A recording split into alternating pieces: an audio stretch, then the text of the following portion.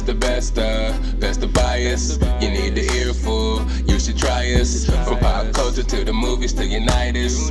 It's the best of bias. Your best of bias. Yeah, it's the best of bias.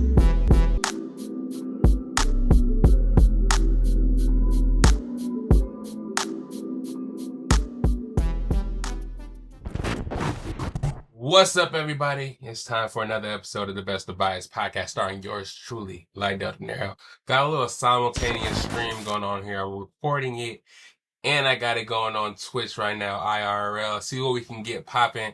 See if we can get people to come in here and kind of just drift into the pod. You feel me? I didn't really put any headers on there. If you guys find me on Twitch, YouTube. What's up, YouTube? You know what I'm saying? I never shout you guys out in the beginning. Lydell Dinero is in the building. The Best of Bias podcast is in the building. Subscribe to the Best of Bias podcast on YouTube so you don't miss any new podcasts. You get all the updates. I know I've been gone a couple of weeks. I'm sorry, everybody, but I'm back today, man. I didn't even tell y'all, man. I was just gone. Y'all probably like, did he fall off? Because there's so many podcasts disappearing right now. Due to financials, due to chemistry, due to just not having time to get out and talk to the people. But that's not me, and I would never do that to y'all. And I just want to firsthand apologize for not being here to let you guys know the last couple of weeks. I have been traveling.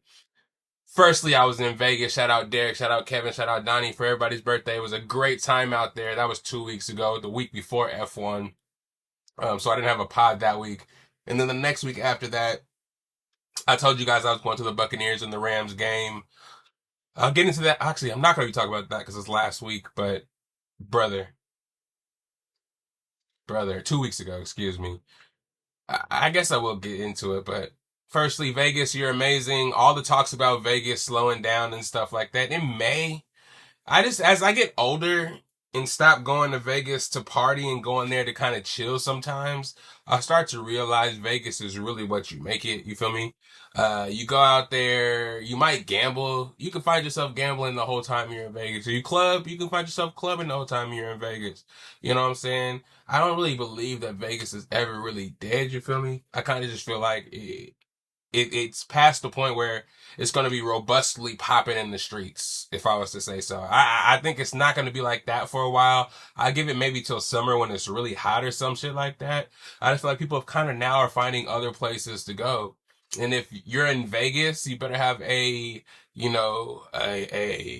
itinerary or things you want to do, because I don't think right now is a good time for you just to go out there on a whim and just like say you're going to fall into something. You know what I'm saying? If you want to have a good time in Vegas and use your time there wisely and not spend up all your money just being around Vegas, you got to go with a plan. I mean, when you're young, you just go to the party. We're going to a club. We'll get wristbands and party every night. That's easy stuff. You may spend a lot of money at the clubs, but you can kind of control yourself from the hotel to the clubs. But when you're an adult and you don't want to go out there and club, if you think about it, you can do whatever you want in Vegas, but you have to go out there and be determined to do it. You know what I mean? If that makes sense. I go to Vegas a lot, but I wouldn't say I experienced like Vegas. I haven't been to a strip club in Vegas, I haven't done that. Like the nightlife as an adult.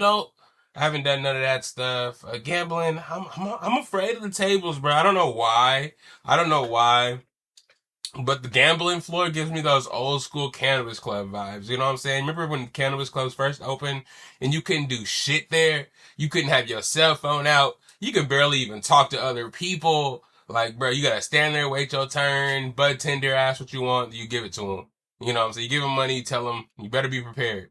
And that's how I feel at the fucking casino, bro. Like, if you don't know what you're doing at the casino, I feel like they're looking at you like, bro, what are you doing here? Know what you're doing, or get away from the table. Don't even look at the table. Don't stand next to somebody that's gambling, because this is not for you type shit. You know what I'm saying? I might be overthinking it, but that's how I feel when it comes to that gambling. If I don't know the rules, people are so motherfucking, because, I mean, obviously it's money in there, money on the line, and trying to get rich out there, get rich kind of schemes type shit, but bruh, it kind of scares me. It kind of gives me anxiety. You know what I'm saying? I'd rather stay away and just bet on my phone on sports bets. You know what I'm saying? Or give somebody money to bet for me. I got taken, that sounds kind of crazy, but when I was on a cruise early, I think 18 or 19, we were across the ocean, in the ocean somewhere, and I was able to gamble a little bit. I played video poker for my first time gambling, a little $50. Excuse me. And it was the fucking worst thing I could possibly ever do. Again, I'm gonna be looking back and forth because I got the live Twitch. I should move it closer, so it's not like I'm looking hella far away from where I want to talk to y'all. But anyways, sorry, audio listeners, I shouldn't be explaining because y'all can't even see what the fuck I probably sound like a ridiculous person. But yeah, we gonna get to go back on. But yeah, I'm scared of the casinos, man. I don't know what to do out there. So me personally, I just be going out there to vibe, hang out. I don't even really drink that much. You guys can say I'm a boring person. I get it, but I like to indulge in other things, and just kind of chill out and just enjoy the vibe, man. I ain't gotta be doing the max or spending all my money to have a good time with the homies for their birthday. You know what I'm saying? Got to stay at the timeshare. Didn't have to stay on the strip. So that's always a good time too when you actually walk in saving money. You're in more spirits to do other things. You know what I'm saying? When you got to spend like $300, $400 on a hotel room on the strip and then try to go out and have some fun after that, you're kind of holding on to your wallet a little tighter because you don't have as much money. But the timeshare, yeah, bro, it's off the strip and has a shuttle that takes you to and from the strip, kitchen so you can go to the grocery store, get groceries and not have to eat out all the time. Has amenities there, pools and stuff, just like the hotels. It's pretty clutch. So, I mean, if again, when you're a kid, you're younger, 21, 22, 23, you're thinking, oh, I got to stay on the strip. I got to be there or else I'm not flexing or I'm not really getting the Vegas experience, man. As you get older, you're learning the little tips and tricks of Vegas. Stay off the strip if you can. You have a timeshare. Go to the grocery stores, liquor stores and get your alcohol. Don't fucking get, taxed by all these bars and malls and stuff right outside the hotels when you can just walk out locally and get some good shit for the low. You know what I'm saying? Just know where you're going. But shout out to Vegas. That's why I didn't get to record that week. We had a good time out there. And the weekend after, bro, San Diego, you know how I'm always in San Diego. That was one of my weeks out there to see V-Rons. We went to, firstly, see Now You See Me, Now You Don't, which I'll get into in a second. We're going to flip it up this week. We'll talk about the pop culture in the cinema corner first and then get into sports because, sports goes a little longer. You guys know how it goes. But San Diego is amazing like always. There's always something good to do in San Diego, always something good to eat in San Diego. Weather is nice, you know what I mean? It is becoming like a second or third home. Loving how it looks out there. Loving San Diego, you know what I'm saying? We may need to do a little pod out there somehow, get some sunshine, get the fresh air, get some homies out there in San Diego and, pod a little bit. But it was a good time. Saw a movie and then, man, I was so hyped up to see the Buccaneers play the LA Rams coming off of 2 straight losses. I was hoping we would win either the Buffalo or the New England game and kind of go 2 out of 3 or at least 1 out of 3 in that stretch where we had a little bit tougher of opponents rather than playing kind of like, you know what I'm saying, the Jets of the world. Houston's is kind of good now. We beat Seattle, but when it came to playing good teams, we lost to Detroit, we lost to the Eagles, we lost to the Rams, New England, and the Bills. So when it comes to tougher competition, we kind of been shit in the bed. Though we have all kinds of injuries, and though we have people are coming back, just those games, our defenses look really porous. Todd Bowles in timely fashion, losing his luster every year, last 3 years. We started off really hot. We'll lose a bunch of games in the middle to make us lose confidence in coach and our defense. And then we'll go on a winning streak when we play lesser teams towards the end of the year, kind of giving us that confidence again in Todd Bowles and his defense. And then they kind of shit the bed in the playoffs, man. First round, second round, and we're out of there. You know what I'm saying? So I'm kind of hoping that this year is something a little different. We need somebody to take pride in the shit that we're doing, hopefully get to the next level. But that didn't happen in the next all 3 of these games. New England, okay, it was something. We were at home, we lost, but it was a close game. We're going tit for tat with Drake May and Vrabel and everybody over there in New England. They had a tough team coming in. I think we were 6-2 at the time or something like that. And they're on a 10-game winning streak right now, so kudos to them there. But Baker was hot. He was in the MVP conversation starting off the season before everybody got hurt. And, we were doing good with our injuries and still making shit pop, but, still winning games. When it came to a defense and a team that was kind of complete, like the Patriots, where they kind of exposed us. And we kind of just thought, okay, maybe that was just one game. Next game will play a lot better. It'll be the Bills, but they're on a little skid of their own. I think they're just coming off of losing to Miami, which was kind of a trap game for us because they wanted revenge and they're going to be at home. So they wanted to look good at home in front of their fans. Kind of like what happened against Detroit. I think Detroit lost to somebody. It wasn't Green Bay, but it was somebody lesser. And then we played them again at their home, or we played them at their home the next game in front of their fans. And in a get-right game, they made an example out of us again. No excuses, but we have to play good against those kind of competition teams, but yeah, it was bad. The Bills came through. It looked good at first, but Josh Allen had like 6 touchdowns against us. Was able to do whatever the fuck he wanted. Defense couldn't stop a hiccup. Let no-name receivers do whatever they wanted. I didn't really think Jamel Dean was the end-all, be-all when it came to our DBs. When he's out, it looks like our DBs are totally incompetent, but when he's there, he's making all the plays in the world this year in his contract year. I don't know where this was all the years leading up to this, but now the year that he's most likely going to leave the team, he's playing his best and trying to make a good impression for the rest of the league. But he's doing all right. But when it came to the Rams, the team that was all around kind of complete, we didn't stand a chance, man. All that bullshit that we tried to do to hang on to play against these other kind of good and competitive teams, the Rams exposed it all. From jump, Devontae Adams was on Zion McCollum's ass. We paid him all that money to be our starting star corner once Jamel Dean leaves, and he's playing like ass. He gets burnt by every receiver he's played against for the last 3 weeks. No-name receivers burning him. The Bills, Shreveport? I don't know what the fuck the guy's name was. Burning him all game, scoring on him. Devontae Adams had 2 touchdowns against him. Personally, fades, man, I don't understand 3-yard fades. You can never explain to me how a DB doesn't see a 3-yard fade or 2-yard fade coming in the goal line, especially when you have Devontae Adams. And when you do even anticipate it coming, that you don't turn around. The receiver has nowhere to go. When you see the fade route started, he's going to the corner of the end zone pylon, and he has no room, no terrain in the back of the end zone to go any further. Turn around. Why are you staring dead at the receiver as the ball's coming right at him and he has all the time to catch, get good spots, and get his feet down? Turn your ass around. If he gets it over you as you turn around, take that mossing. Don't look stupid and have him score easily without... It looked crazy. I know Devontae Adams is amazing. He's a great receiver, but it looked way too easy. It looked way too easy. And having Puka Nacua on the other side, any third in any kind of distance, Matthew Stafford was able to pick it up easily.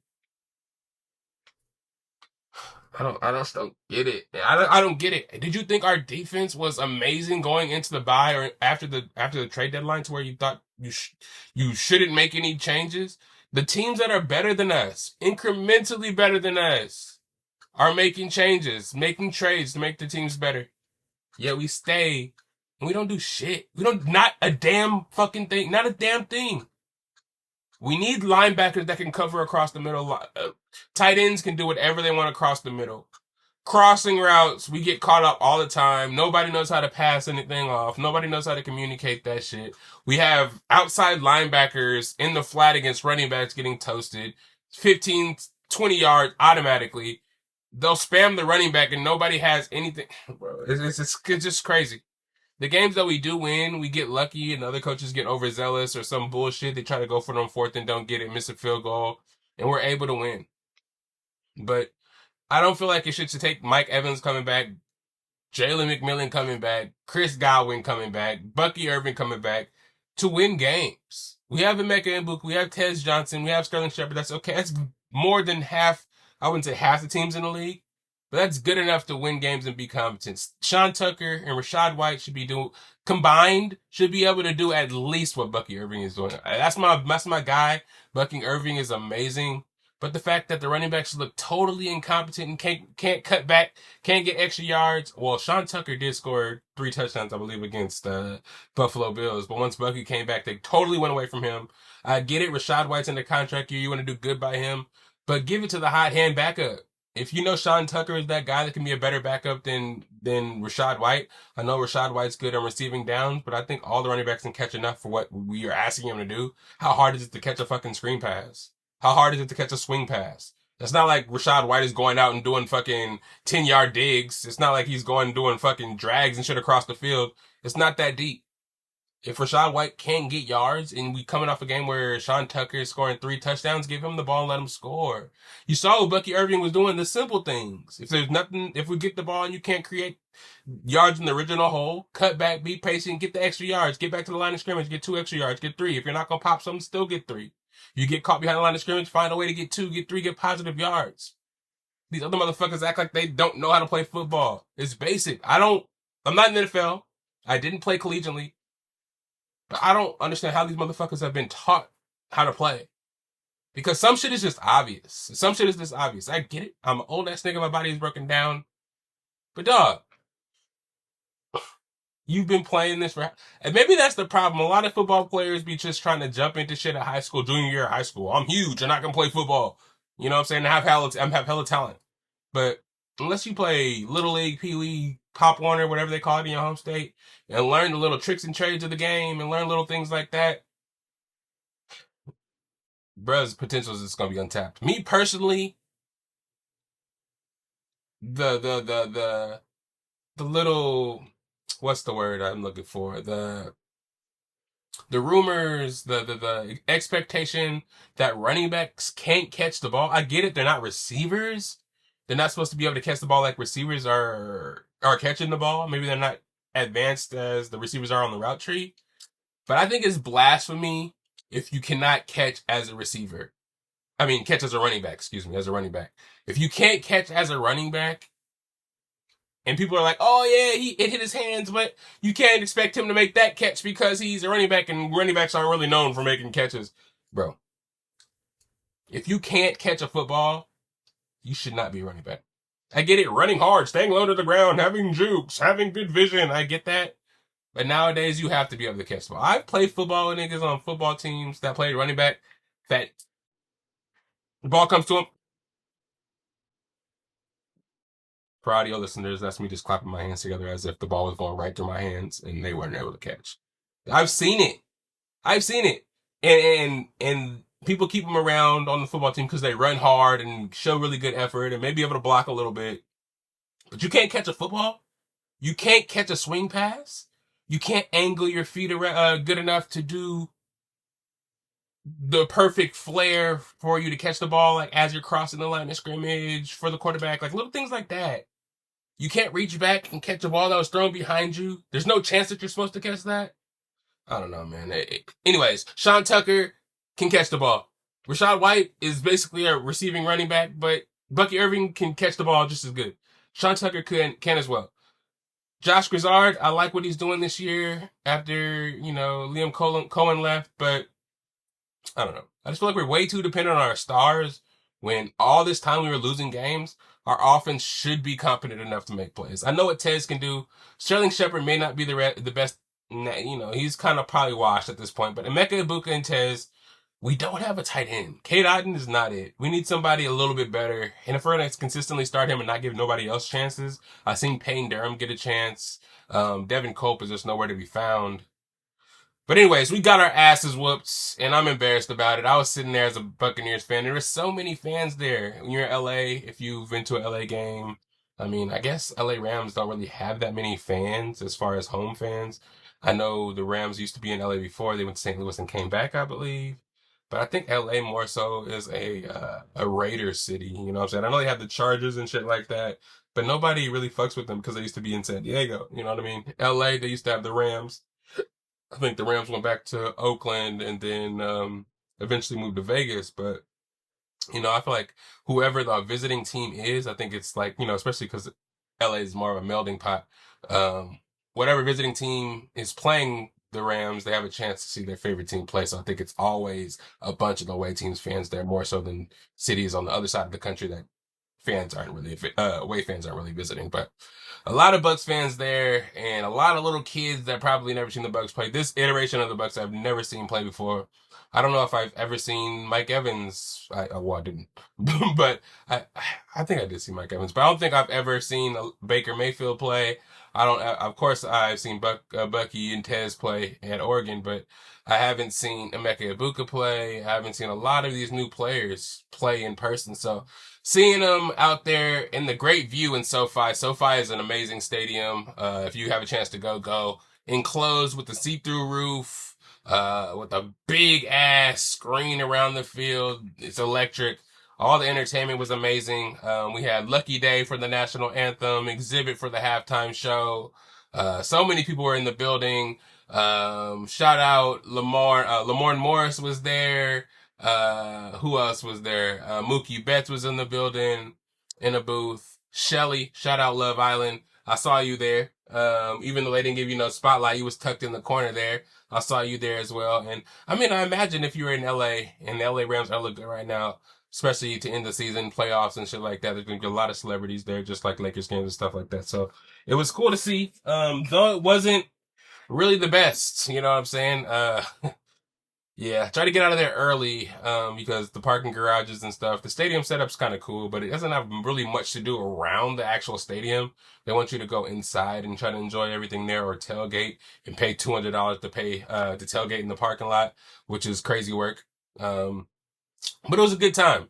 But ultimately, I'm back here with you guys now. Again, there, I got to see V-Rons. I got to take a little break, man. Last month, I was doing a lot of traveling back to back. One week I was in Vegas, and again, the next weekend, literally, I was in San Diego. We drove to Long Beach for, actually, Inglewood. It's in Inglewood. We drove to Inglewood for the game. 2.5 hours there. Actually, yeah, 2.5 hours there, 2 hours back. Hoofed it out. We were troopers about it. Had to see the game. Had to see him play. So it's just what I'm going to be doing this year, man. Take you guys to DreamCon. We went to Comic-Con. We went on a cruise. There's a lot. 2025, man, has been a fucking year, man. Hopefully as we get closer to New Year's, we'll have a wrap up and talk about some shit. Have like a New Year's episode. Probably get a whole bunch of guests on to wish you a happy New Year's and stuff. But we'll get there as we can. But there's a lot of shit going on with me, man. I just don't want you guys to think I did that purposely and I wasn't going to come back and let you guys know what was really going on, why I was missing. And me personally, I missed y'all, man. I missed y'all. So hopefully I didn't ask how y'all was doing. Hopefully y'all mental health is good. Hopefully you had a good Thanksgiving. Hopefully you got to cook something. I cooked the apple crisp, y'all. I ain't gonna lie. My first apple crisp. Shout out Mama Jane. Used Mama Jane's recipe. Everybody loved it. I'm gonna get that on Instagram for y'all soon. I'm trying to make a little reel showing you guys how I made it. I cut myself. I drew some blood. You know what I'm saying? Making that apple crisp, but I didn't get no blood or nothing inside the apple crisp. You know, I cleaned up real good, but it was really good. It was really good. I was surprised for myself. I'm gonna start baking a lot more. I want to do a baking show and maybe get Chelsea on that thing. That's what I really want to do. I said we're gonna do something around the cooking realm, but I want to bake, man. I'm really interested in making sweets and baked goods. That's one of my favorite things to enjoy. So if I was to able to make some shit and just pass it out to the people I love, to you guys should I make a signature dessert for the Best of Bias podcast? You know, a Best of Bias apple pie. I'm a big apple fan when it comes to pastries and cinnamon sugar, cardamom. I had some cardamom buns from Trader Joe's. So I'm on a whole nother shit right now. You know what I'm saying? I'm just happy to be here with y'all. But hopefully you guys had a good Thanksgiving. Hopefully you got to see the loved ones, hang out with some people that you love, just some time off of work. We got that extended vacation. It was off Thursday and Friday, Saturday and Sunday. So you know what I'm saying? I kicked my feet up, watched some football. Had a better week this week in football. Get into that shit a little bit later. But now you see me. I really want to talk about that. So hope you guys are ready. Episode, I think this is 256, if I'm not mistaken. Episode 256. Now that I got all that explaining out of the way, let's get into this movie review, man. Now you see me, now you don't. If you know me, I'm a really big Magic fan. Anything involving magic, movies, magic shows in real life. If you can do magic, you'll probably become my best friend really easy, or get a lot of my money because I'm gonna pay to see you and support everything you do because magic is my shit. Now You See Me one was monumental for me. I have movies that I can just sit and watch anytime when it's on TV, no matter where it's at. I'll jump in and watch it from there. Um, to name a few, Mummy, uh, of course, The Incredibles. What else? Now You See Me is one or two. If that's on, I'm just gonna jump in and watch it. Thor Ragnarok, that's one of those. I can sit there and watch it any part of the movie it's in. Fifth Element, I'm jumping in and watching it no matter where it's at. So this one for me, I was excited to see it. So just from, if you know, Now You See Me, Jesse Eisenberg, one of my favorite, actors. We have Woody Harrelson, of course, Dave Franco, Isla Fisher, just to name a few. All the people from the original movie were back in this new one. Number two is a little different because, who was it? Let's see, Resmond Pike? Resmond Pike? Oh no, that's not her. What's her name? Justice Smith. Charlie? No, that's a dude. Dominic Bosco. Those are old people. Let's see. Jesse married Paula Henley. Maybe I didn't write her name down.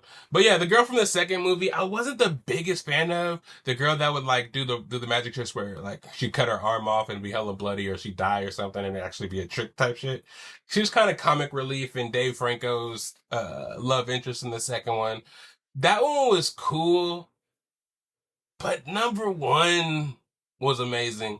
From Atlas and them coming together, doing those tricks when they first met, to the reveal at the end that what's his name? What's Mark Ruffalo's character's name? I forgot his character's name. Whatever his name was in the movie. I'm sorry, my reviews be like this all the time. Mark Ruffalo's character, having him the reveal that he was Pike's son at the end. You know what I'm saying? Wilson, was it? It was Pike, right? Whatever his dad's name was, the famous musician. Just know the magician.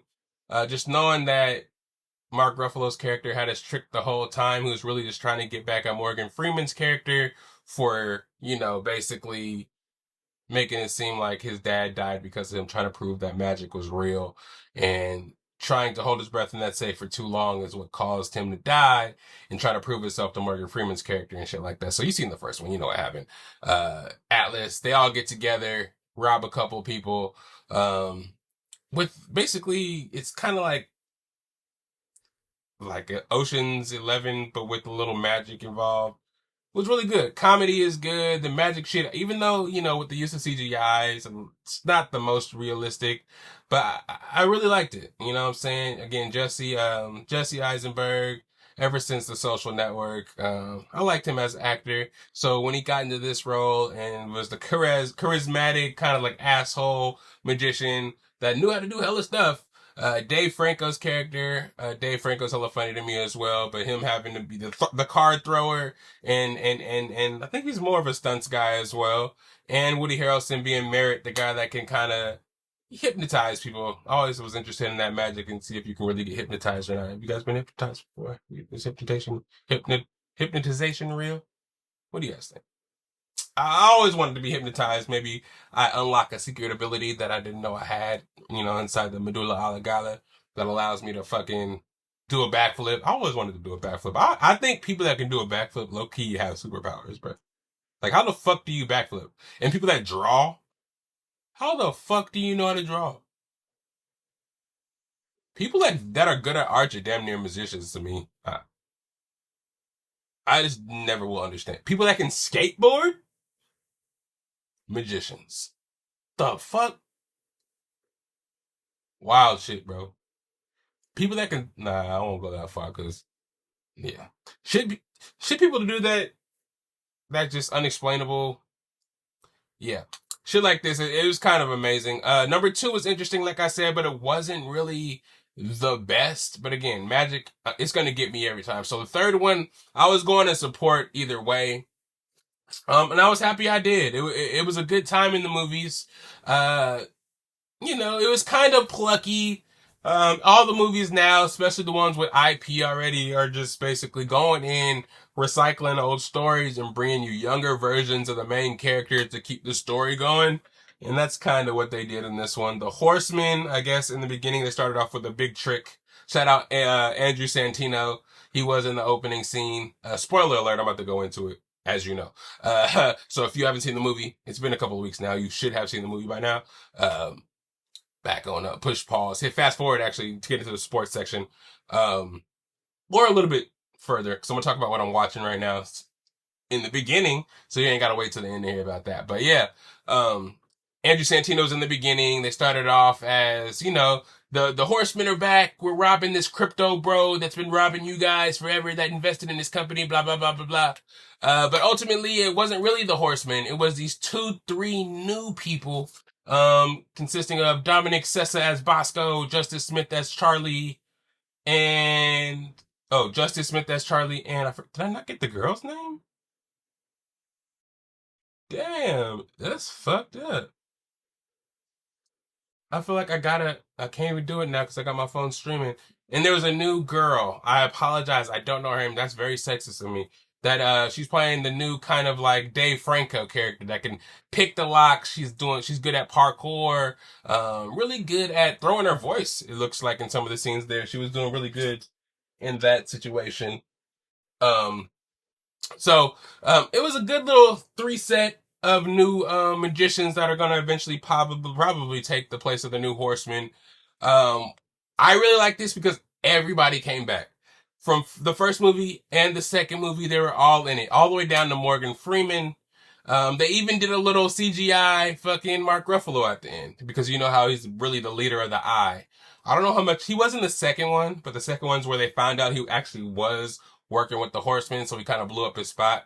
And after that movie was done, he kind of disappeared for a while. They probably couldn't get him back for this one because he was shooting Marvel and shit, some Marvel shit for Avengers. But he got in there. He was in a scene towards the end. It was good, man. A good little twist at the end. I keep forgetting his name. Justice Smith did a really good job. For some reason, Justice Smith, he always is in these magician movies. He was in this magician movie called, it's like the Magician League of Magical Negroes or some shit like that. He was in Dungeons and Dragons, and now he's in Now You See Me, Now You Don't. I don't know if he's a magician in real life. He has any ties to magicians, but he's been doing his thing in these movies. In movies, he's kind of like the guy that voiced How to Train a Dragon. I forgot dude's name, Seth Rogen's homie. He's kind of the black version of him.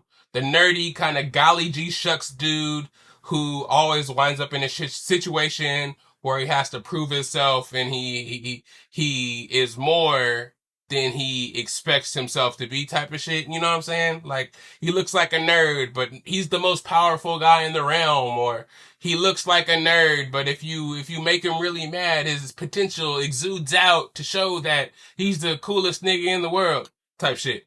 So that's pretty much what he was in this movie. He was a magician, a part of this new little group who were just trying to be like the Horsemen, trying to make money for themselves. The main guy, Charlie, he was an orphan. I guess they were all kind of orphans, kind of found each other and were pulling off these heists to kind of survive and keep themselves afloat. They had a cool little hangout, you know what I'm saying? All the plans were made by Charlie, and he was, just a mastermind, pretty much the Atlas of their new group. But once Atlas figured out that they were imitating the real Horsemen to pull off heists, they kind of met up. Once they met up, Atlas brought everybody together. They thought they were called together by the Eye to kind of pull off this ultimate heist. And we got to see everybody's little reunite. Dave Franco, fucking Jesse Eisenberg. You got, again, Isla Fisher, the redheaded girl from the first one who wasn't in the second one, which I was mad about because her and Atlas's Jesse Eisenberg's chemistry was really good in that. So for her just to disappear and they kind of just, talk it off for the second one, I'm like, that's kind of weak. And they brought in the new girl who wasn't really that interesting. She was kind of annoying in my opinion, but shout out to her. She did a good job. And she was the love interest of Dave Franco in the second one. So bringing her in and taking the other girl out, I understand maybe they couldn't get her for the second movie, but for the third one to bring her back and bring back the girl from the second movie that filled in for her was amazing. And all of them being there under the guise that the Eye wanted them to do a mission was really cool. We got to see them all interact and see the new teach the old and the old teach the new about some of the ways that these new magicians were doing shit.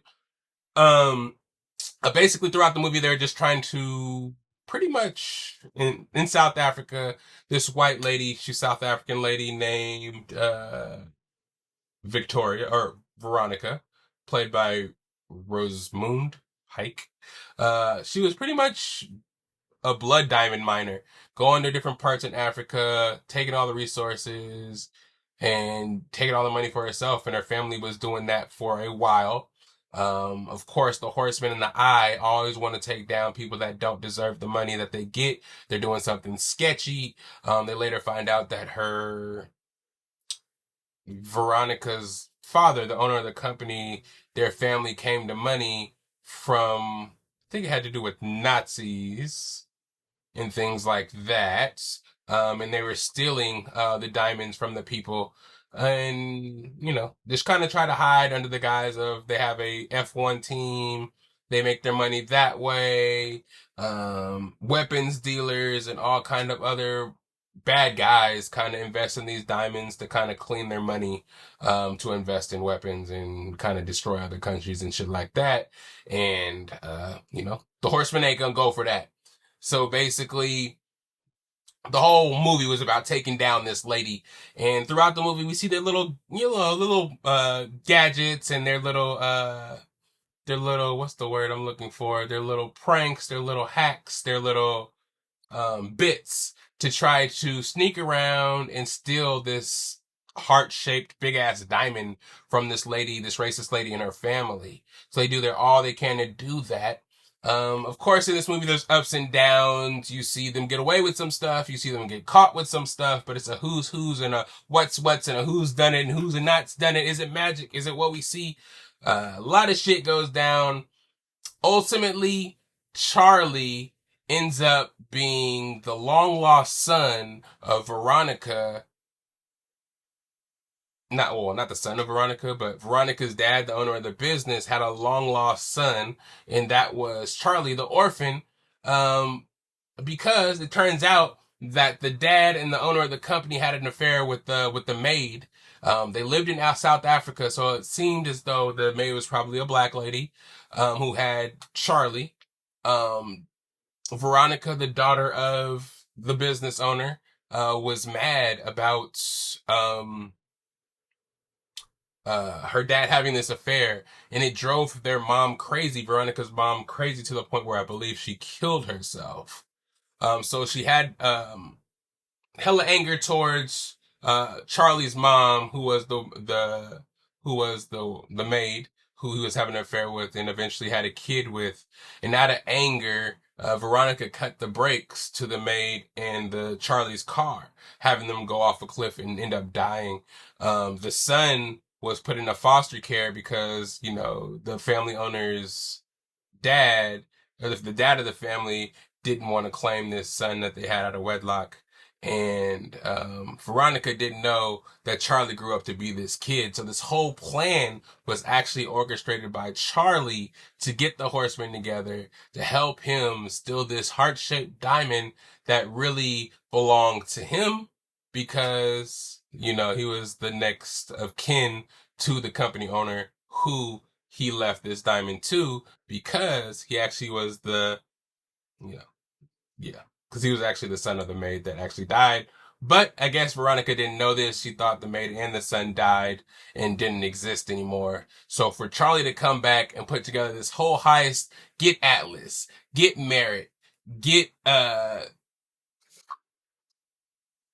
Henley, to get Wilder, Dave Franco, to get everybody to come to where he was, show up at his door, thinking that the eye brought him there, get them to help him steal the diamond from this lady and get his rightful place as the owner of the company and give all the money back to the country. It was crazy. It was a really good twist at the end because I didn't see it coming.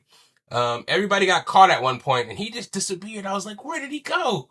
And then he comes out at the end, ends up being the guy who is threatening Veronica into giving him the diamond the whole time. So it was great. I probably didn't explain it the best, but that's how it goes when a motherfucking person like me does a review by myself. You know what I'm saying? My reviews are under the auspices that you guys seen it already. And when I kind of give you guys these light little points and pieces that I'm hoping you guys pick up on it. But if you haven't seen it, go check it out right now. It's still in theaters. Go see it before it comes out to streaming. It probably will really soon, because it has been a couple of weeks already. I just wanted to let you guys know I've seen it, and it's amazing, man. I like magic. If you like magic, I know this movie, it may be taking it a little bit over the top because, again, the CGI and everything like that. It's like, first you think maybe it's an illusion, maybe it's magic, but then actually with the capabilities of CGI and deep fake and stuff like that, it's not really that much impressive anymore. Back in the days, I was like, fuck, maybe he really did that. Maybe if you were there, you could believe that with that effect or the illusion that it actually happened. But now they're just doing bullshit and expecting you to believe it's magic. And if you're not there and just have to go with the, oh yeah, that was just CGI, it's kind of like dulls it. But if you're not thinking that deep into it, maybe you smoke one, drink a little bit, and go see a movie with your loved one. Maybe you hugging up on your girl, your man, anyways, and not really worried about the movie. Just the company of that person. This can help you enjoy the movie that much more. It could be the case for sure. But Now You See Me, out of all three, I'll put that at number 2, man. I like that better than Now You See Me 2. Now You See Me 1, of course, is the first one is going to be the best no matter what. That's usually the case with all these kind of movies. But I like number 1. Number 3 will be second for me. And Now You See Me 2 will be number 3. It's kind of confusing, but yeah. It was a good movie, man. A good time. Movies and stuff have been kind of good right now. I'm not gonna lie. I've been watching a lot of TV shows, man, that kept me out of the movies. Movies have been kind of whatever. I've been able to stream some movies and see them a little bit later, which is causing me not to get many reviews to you guys, and I apologize. But TV shows, man, I watch too many now that I can episodically then kind of come back here and review every week with y'all. Mayor of Kingstown season 3 has been amazing. You guys know I've been watching season 1 and season 2 of that. It's been going hard. It's been going hard. Jeremy Renner.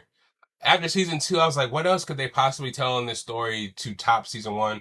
Season 1 was again the best. Season 2 was like, okay, it's whatever. But at the end of season 2, after the brother had to shoot the cop, his homie cop, because he was about to shoot a civilian.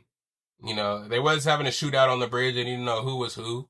And Bunny's gang was going a little crazy. But dude was about to shoot a civilian and their kid just because they're black. And I'm happy the brother didn't let him do it. But this whole season now is about the brother being in jail as a cop that shot another cop.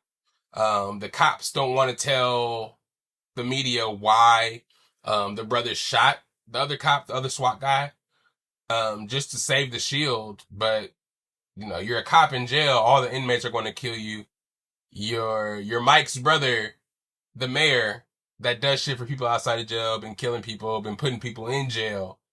Just that alone puts you in all kinds of danger. He got beat up his first day there by some bricks and shit, beat his ass, had him in the ICU, told him not to go to the ICU because they was going to kill him in the ICU.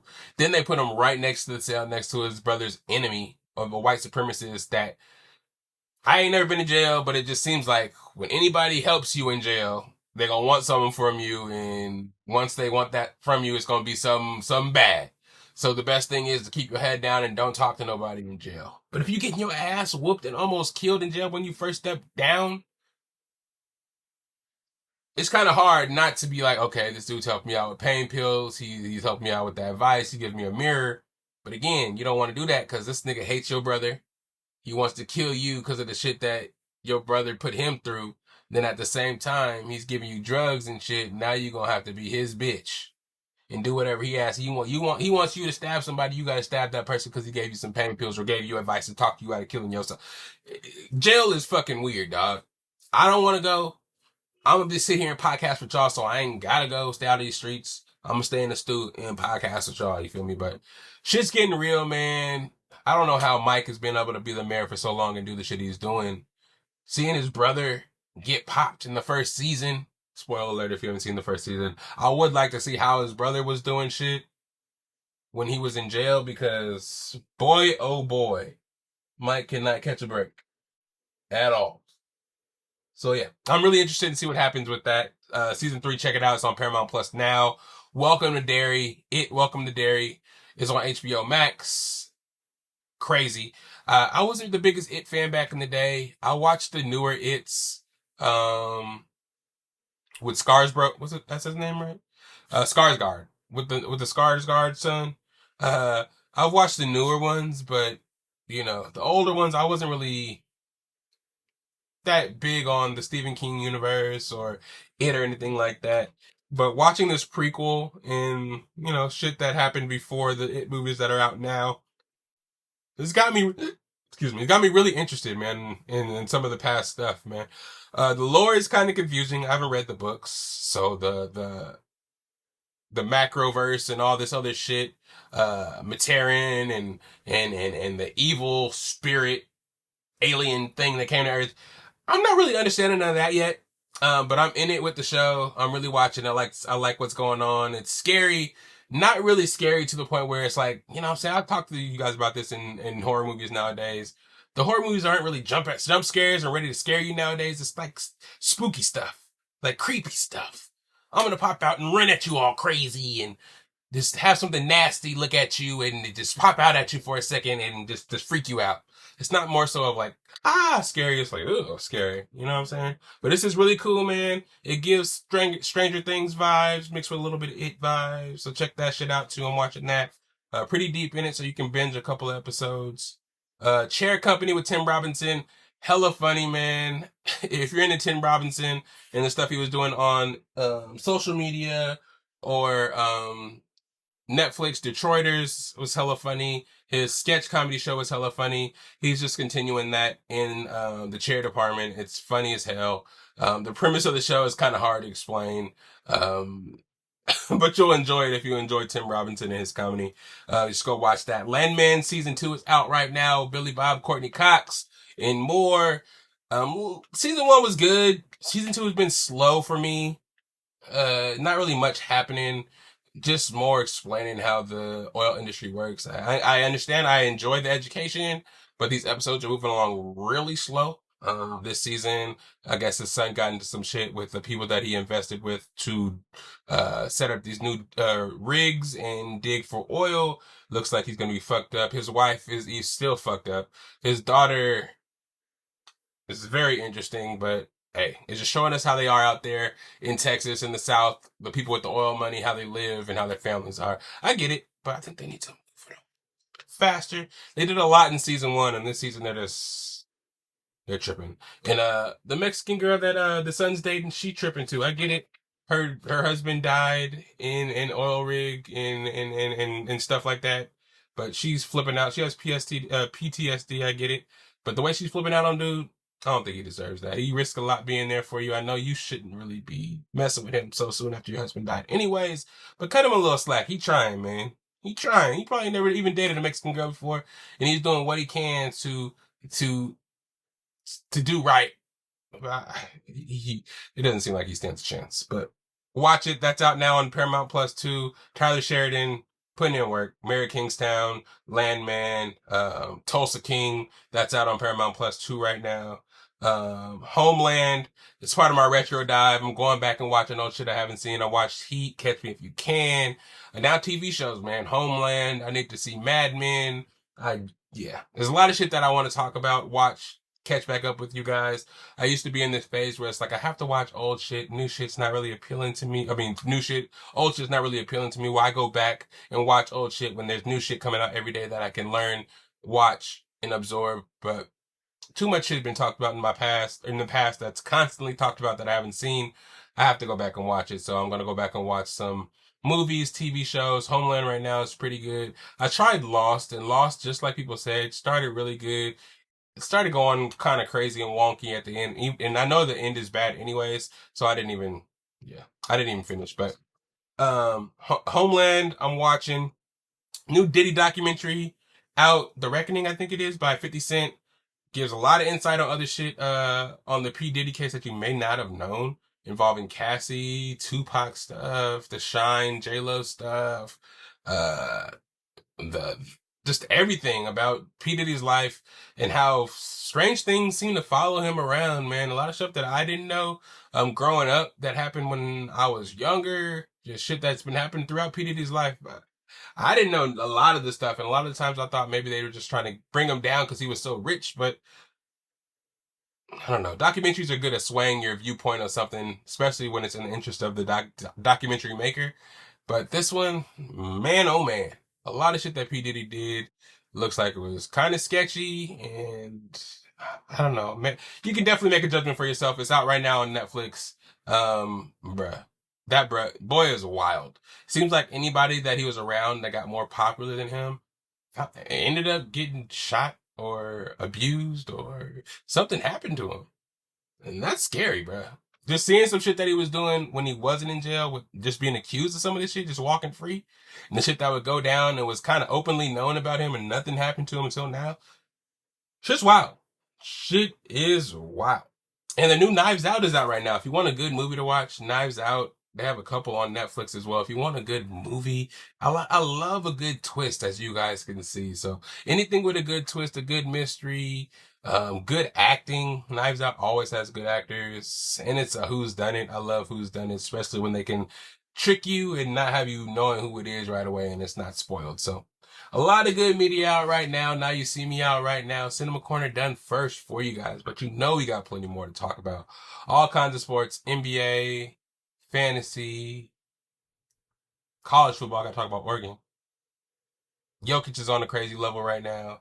All that before I get you guys up out of here. But we'll go to commercial break and we'll change the tune, talk a little bit about sports. But we did some cinema corner and some pop culture first. You know what I'm saying? How you guys like that? Just for my people that didn't want to wait till the end for it. Flip it around on your ass sometime. Keep you on your toes. But it's the Best of Bias podcast. Commercial break. We'll be right back. And we'll talk a little bit more. Yeah. How about that?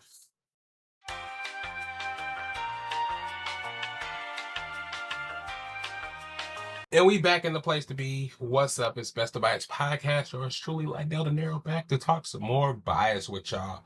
I hope y'all ready, man. Got the pop culture and the cinema corner out of the way for y'all, man. Go watch everything I talked about for real, man. I really be watching it and taking a lot of information. So hopefully I can pass that on to you guys. Shout out to all these other YouTube channels, all these other content creators, all the people that make the shows, script writers, directors, camera, videographers, all you guys, man. Shout out to y'all. Y'all been working hella hard this year. And it's been noticed, man. Shout out to all the content creators that I do look up to, the RDCs of the world, the Andrew Schultz's, Joe Budden, Charlemagne's, Van Lathan and the Midnight Boys, all the podcasters out there that keep me inspired, keep me going, keep me growing. You guys' work ethic really does keep me pushing and keep me heading for a higher level, knowing what I have to set my scale to, having something to aspire to, having a model to be able to look at and, just, I don't know. There's been a lot of ups and downs since 2019, man, and just knowing what podcasting has become, how people were able to make it into movies. A whole bunch of podcasters were in Adam Sandler's new movie, man. How Netflix is incorporating podcasts from Spotify into the game, man. We're only at 265. We're definitely not at 267. That's crazy. I think I said 267. It's just 265. So welcome back to episode 265, man. Let's get into some of these sports. Without further ado, again, thank you guys for working so hard to keep me working. Shout out to everybody that was in my raps for Apple Music, YouTube, Twitch. It's all y'all, man. People never really thought this would be possible. We'd be out here doing content. But we all, love us or hate us, man. Some of you guys may not like each other. Some of you guys may like each other. People that have the studios, Alex Media, those people that have the studios around for podcasters to create, man. ups and downs, ins and outs, rich, poor, all these content creators, podcasters. Thank y'all for inspiring, having there be a place for us, having the market either be saturated or dried up. Either way, at least there's a market and there's a way for us to do what we can and create our own path. So we'll keep that going. A lot of the mushy stuff. I'm sorry. Let's get back into it. Football. I'll start with football. Thanksgiving weekend, we had a bunch of games. For some reason, there's 3 games on Thursday. I know there's always about 3 games on Thursday, but that makes it for a sorry ass slate of Sunday games. If I'm being really honest, I think there's hella 10 o'clock games, and there's like only 2 1 o'clock games. And of course, you still have the Sunday night and the Monday night, so you have to spread all that shit out. And yeah, having 9 teams play, or well, 6 teams play on Thursday was kind of crazy. But those games were kind of lit though. A lot of teams that you didn't expect to win won.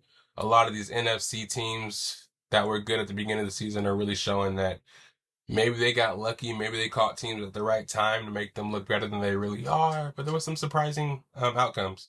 Starting with the Green Bay Packers game against Detroit. I think Detroit always plays on Thanksgiving. I don't know if they play Green Bay every year, but I think Detroit, Dallas, and usually Washington play on Thanksgiving, but this time it was Baltimore and Cincinnati. But Detroit lost again, man. I thought Detroit was actually going to win this game. I think they lost their last game too. They're falling off, man. Amon-Ra St. Brown got hurt, but I didn't think that would be their whole team. Green Bay, I don't really watch that many Green Bay games, and I haven't this year for some reason.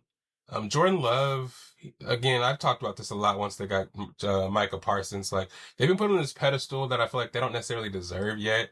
Their defense is good, with the mix of pass rushers and their DBs and stuff. Of course, Micah Parsons wreaking havoc.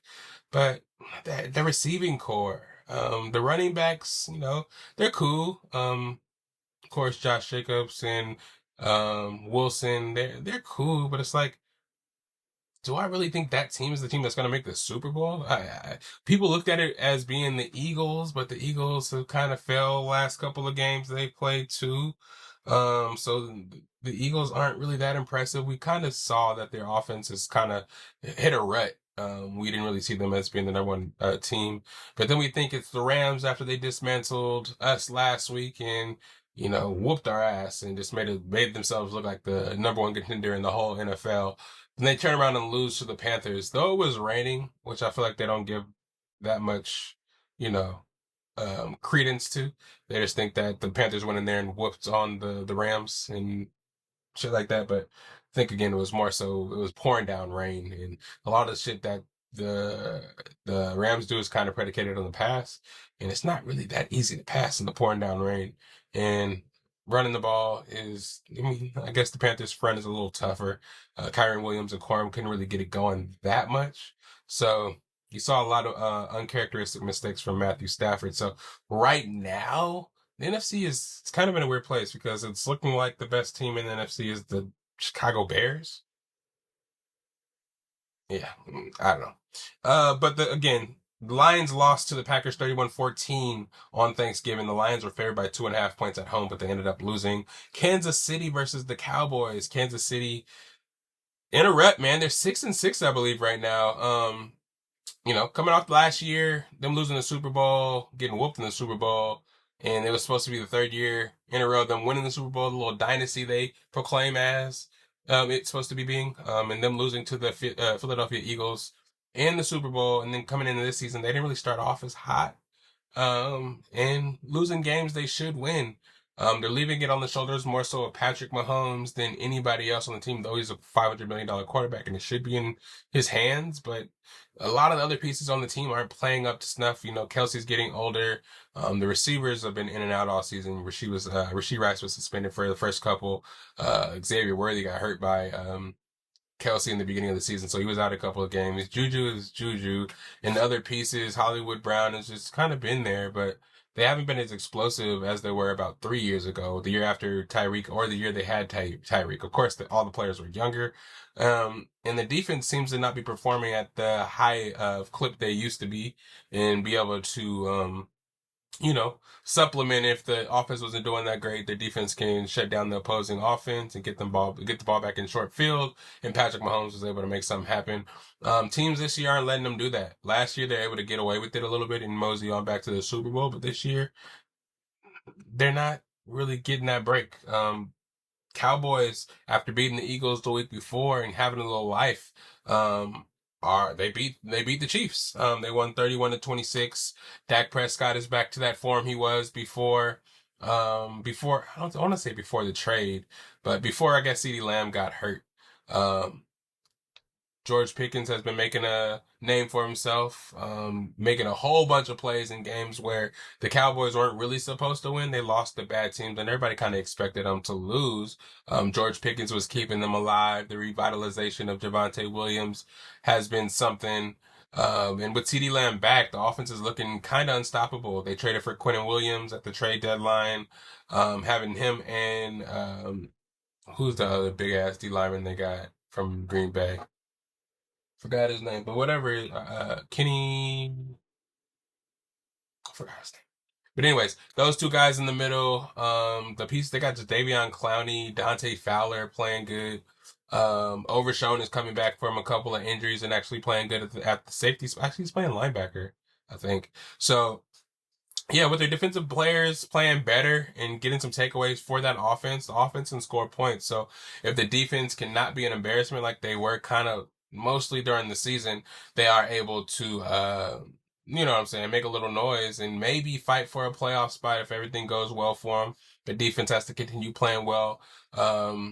With the Quentin Williams getting to the quarterback, and because the DBs, I mean, they're good when they have time, but if you leave them in one-on-one for too long, they get exposed really easily. So, Cowboys have a big game coming up against the Lions. No, I think the Lions are playing the Chiefs. I could see. I have it on here. One minute. Let me see. Cowboys are playing. Let's see. Cowboys are playing Detroit. Yeah, Cowboys are playing Detroit for their next game. Both teams kind of reeling. Cowboys wanting to get in the playoffs.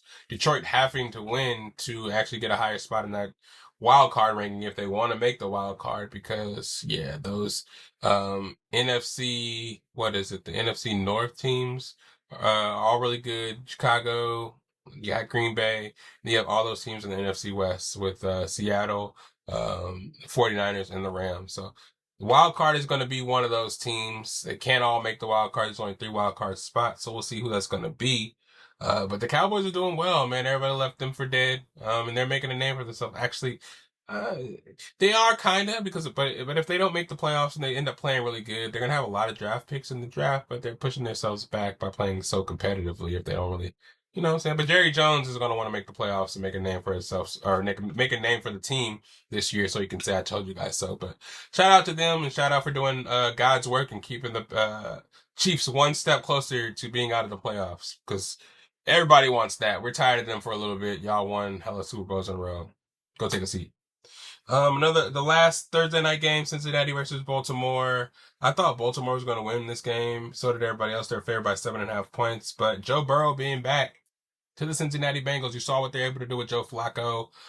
Joe Burrow is back and put up 32 points on the Baltimore Ravens. We thought once Lamar Jackson came back, it'd be smooth sailing for the Ravens, but they've been bad the last couple of games. Lamar Jackson has looked bad the last couple of games. Not only is he not running the ball as much as he used to, he's making terrible plays, and it looks like his eyes were hurt along with his hamstring. So I don't know what's going on with that. Friday, we had a Black Friday game for some reason. We had the Philadelphia Eagles versus the Bears. The Bears won that game 24-15 in Philadelphia. I don't know what's going on with Philadelphia, man. I wish they can choose to play bad against us, but it seems like they want to play good against us and bad against everybody else. I don't really understand it. Their defense is good. They trade for every defensive player under the moon to be on their team. But their offense, for some reason, is trash. They have good receivers, good running backs, good linemen, okay quarterback that should be able to make the throws and can run. I don't understand what their offense is going through. Their offensive coordinator left 2 years ago, but they won the Super Bowl last year with a different offensive coordinator. Or actually, did Gannon go to the Cardinals last year or the year before? But either way, I don't think the fall off should be that It shouldn't be that detrimental to the team that you got. I don't know. AJ Brown, I don't know if he's going to get traded next year, but it shouldn't be the biggest thing in the world to throw your best receiver the ball. And when you throw him the ball, good things happen. And Devontae Smith is on the team too. You have two good receivers that should be able to get open. If AJ Brown is not getting open, Devontae Smith should be getting open. Dotson should be getting open. Is that Dotson? Yeah. I don't know. I don't understand. I haven't heard Goddard's name in a while. Saquon Barkley is doing terrible this year compared to last year. I don't get it. I don't get it. They must have short field and be kicking field goals like all the time because they're not scoring any points. But they need to get it together if they want to repeat. They're not getting the 1 seed. I can already see that happen. They're favored by 7 at home and lost. 49ers whooped on Sedor and the Browns 26-8 in Cleveland. I thought the Browns would win this game due to their defense being good and how Purdy did last week. I thought the defense of Cleveland would be able to get to Purdy, make him make a lot more mistakes than he really did. But hey, 49ers still staying alive, 26-8, and kept it going. They're favored by 6.5 points, so they definitely covered that. Jacksonville smacked up on Tennessee. Having Tennessee in your division's a lucky thing to have. They won 25-3. Jaguars are favored by 6.5 points. Again, Tennessee's just terrible. Jacksonville is, they're going to win I don't know, actually. The Colts are lose, and I think they lost like 2 games in a row, allowing Jacksonville to kind of catch up to them because Jacksonville has had I don't know if they had a last place schedule because I think the Tennessee Titans are worse, but they've been winning all their games. Their schedule has been looking pretty easy. Colts have been playing some tough teams. I think they all play the same teams pretty much. So maybe the Jacksonville will end up playing some of the hard teams the Colts ended up playing, but Jacksonville already beat the Chiefs. You know what I mean? I think the Colts did too. So I don't know. Jacksonville, still doing their thing. Trevor Lawrence staying alive over there. They were favored by 6.5 points, and they did win. Houston beat the Colts 20-16. Houston coming back alive with CJ Stroud back. That defense is something to be reckoned with. I'm happy that we got to beat them, I think, by a field goal or some shit like that. But that defense and CJ Stroud being back makes them dangerous in that division as well. The AFC South. Let's see what else. But the Colts were favored by 3.5 points at home. I guess Danny Dimes was actually hurt that game, trying to play hurt. And yeah, without him orchestrating a perfect game, the Colts aren't looking too hot. They'll bottle up Jonathan Taylor, and yeah, Danny Dimes will be prone to those mistakes that he used to make in New York. Arizona versus Tampa Bay. I can talk about this one a little more in depth. It was a good game for us, and it was a bad game at the same time. Our offense looked like it had something to offer with Bucky being back. Again, I talked a little bit about how he's making nothing out of something. He was able to get a touchdown. The referees were cheating a little bit. I don't know what their motives were, but some bullshit penalties were called. One after a 30-yard catch and one after a touchdown run. 2 that weren't really penalties at all. There was no pass interference by Tez Johnson. There was no holding by Tristan Wirfs. Me personally, I think these referees be gambling, man, and they know there's no personal drawbacks they can have by making wrong calls here and there. But boy, does it help determine the outcome of a game, bro. Because we should have been up by at least 17 on these motherfuckers. Our offense was getting what we wanted to get in the beginning, especially in the beginning of the game, stopping Jacoby Brissett and their offense, taking away everything. Marvin Harrison was limping out there.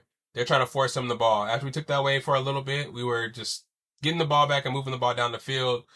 Baker Mayfield with the shoulder sprain was able to still play and move the ball, and do what he was supposed to do. Having Chris Godwin back looked beautiful, man. Him coming back this time, he looked like the old Chris Godwin. Getting the ball in space, getting all the yak that we needed to get first downs when need be.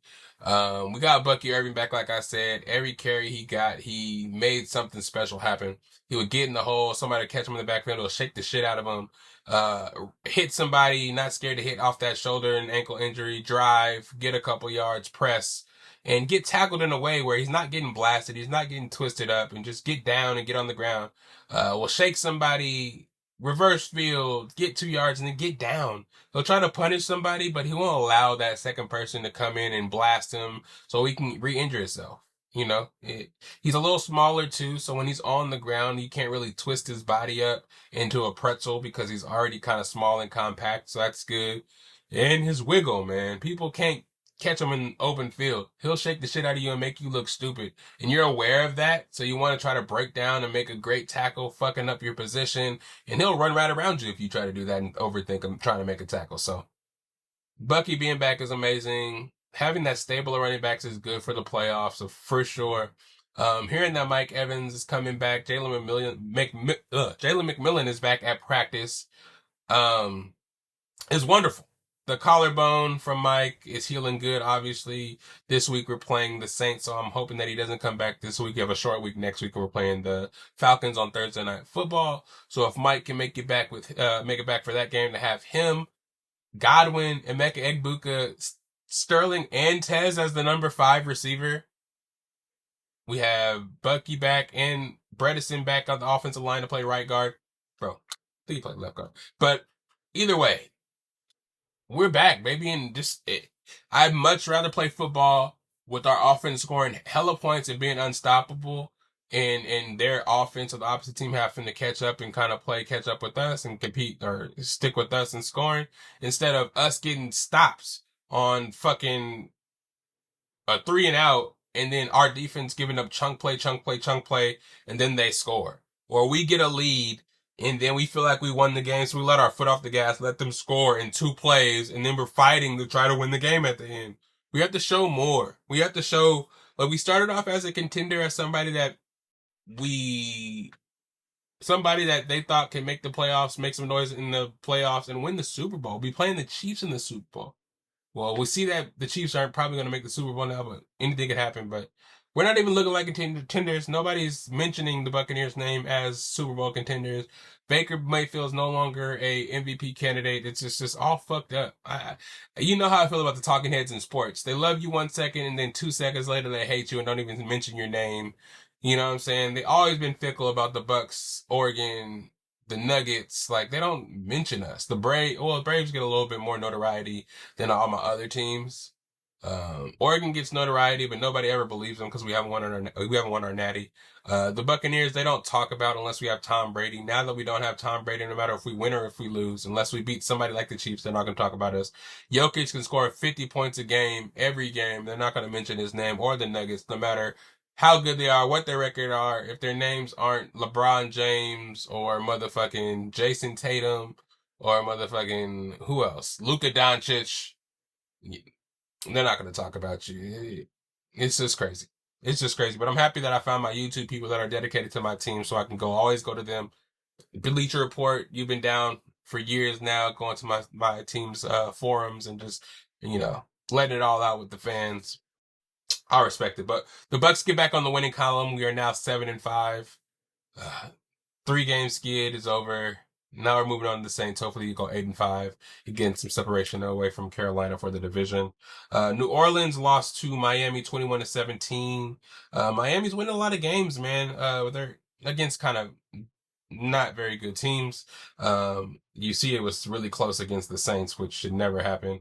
Tyler Shuck is getting better out there, but Miami's a bad team itself, so for them to be competitive doesn't really scare me much. Anything can happen against our defense, I will say that, but Miami barely winning against the Saints after we beat them, I think 23-3 last time we played them. Yeah, doesn't really scare me that much, especially with Kamara being banged up and Chris Olave being their only real receiver after trading Shaheed. Yeah. Anyway, it shouldn't be that close. Miami did win, and they're favored by 5.5 points at home, so they did win that game. New York Jets beat the Atlanta Falcons 27-24. Happy about that. Falcons were favored by 2.5 points, but anytime the Falcons can lose, I'm happy about that. Tyrod Taylor did his thing. Adonai Mitchell did his thing. Falcons, I don't know. They're probably going to wait until they play us to try to win, so bank on that. You heard it here first. The Rams lost to the Panthers in a rainy game. I kind of already talked about that. The Panthers are surprising a lot of people. They beat the Green Bay Packers already. They beat the Rams. They beat some good teams, but then they lose to bad teams like the Saints. So people don't really believe in them yet, but they are a team to watch out for. Just 1 game behind the Bucs for the division. We play them twice, 2 out of the 3 last games to end the season. So it's going to really matter what our record is. We play the Saints, we play the Falcons, we play the Panthers twice. I think the Panthers have a bye. They play the Saints and they play us twice, if I'm not mistaken. We play Miami too. We play Miami, so they must have one game too. But it's gonna be a race to the end, and let's see who's gonna get it. But I have confidence in us. I don't know how much confidence I really have in Bryce Young, and if we let Bryce Young beat us, we don't deserve to be in the playoffs anyway. You know what I mean? So handle business, and we're in the playoffs. Seahawks in Minnesota. Seahawks beat the Minnesota Vikings 26-0. Sam Darnold had a terrible game, so I don't know how this happened. I think I was dozing off during this game, but he got me 4 fucking fantasy points. And for them to win 26-0, it must have been an all defensive game. The Vikings must suck. I saw Brosmer throwing one of those Will Levis diving fuck it throws to try to throw the ball away, ended up being a pick 6. I don't know where that guy came from, but he should never play football again. Honestly, terrible. Bills win 26-7 over the the Pittsburgh Steelers at home. Pittsburgh Steelers were at home. Aaron Rodgers injured I don't know what was wrong with him. His arm was hurting, but his nose was busted like he got punched in the nose.